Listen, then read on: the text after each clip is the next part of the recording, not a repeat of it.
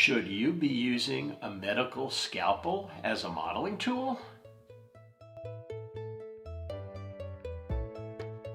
Bob Johnson with PK&W Railroad coming at you with another video.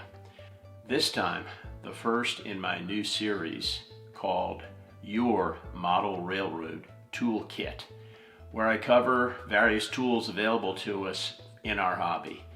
Today, I'm going to talk about medical scalpels. Now, here are the three handles that I ended up with for testing. The first one I bought was this one, the blue one, that's labeled number 6. And subsequently, I bought the Swan Morton, which is the one to the right, the far right, with the number 11 blade in it. The middle one is kind of a Swan Morton knockoff that came for free with one of the boxes of blades. Now, the number 6 handle is kind of a hard plastic. It's not soft. It's not very comfortable. And all of these are about 4.5 inches long. And I couldn't really find any longer handles than this when I did searches on the internet and on Amazon.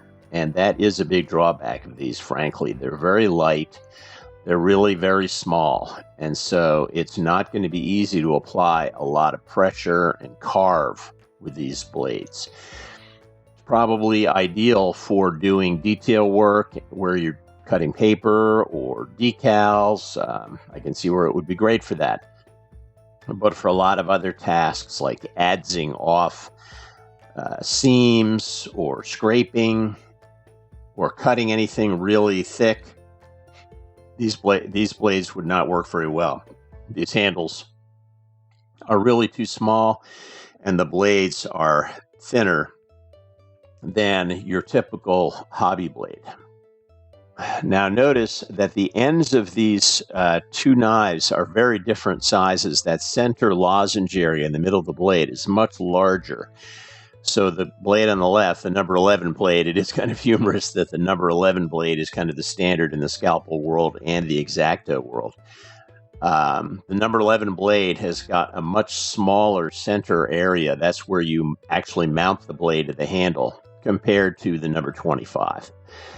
You'll also notice that the fit of the blade on the Swan Morton blade is very precise, on the Swan Morton handle rather, is very precise. Notice at that angled area at the end of the blade itself, there's no gap, whereas on the 25 blade, it doesn't really fit snug up against that angled part of the handle, just more crudely made. And that's a blade. The blue handle is one that's made in Czechoslovakia. Now the blades are medical blades, and they come wrapped in these foil containers, foil envelopes, and they are supposedly sterilized with gamma radiation or something. Now here's a comparison between the knockoff blade, which is handle rather, which is at the top, and the Swan Morton, which is at the bottom. And you can see, one, how they've really tried to copy the Swan Morton design, even that little circular radius kind of emblem, but also the little graduated scale, the little ruler in centimeters that's provided on the back of the Swan Morton handle. But the knockoff above is so thick that the markings are so thick that it's hard to imagine actually using it to measure anything. Now the blades come in boxes of 100, and you can get them for about $10 for a box of 100. So they are significantly cheaper than your typical hobby blade, but again, you really kind of get what you pay for. These blades are much thinner than your standard X-Acto blades.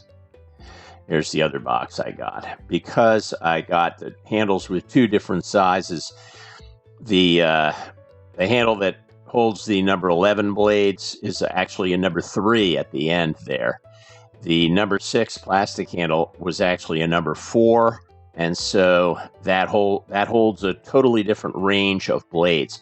One of the advantages of the scalpel is there are a lot of blade variations, and I will attach a chart at the bottom here, and I'll try and put one in here in the B-roll showing you the various blades that go on the various handles. There's really a huge assortment of these. So that could be a plus if you find a particular scalpel blade that you really love, or a unique application where you need a blade on a regular basis that has a certain shape, then a scalpel would certainly be the way to go.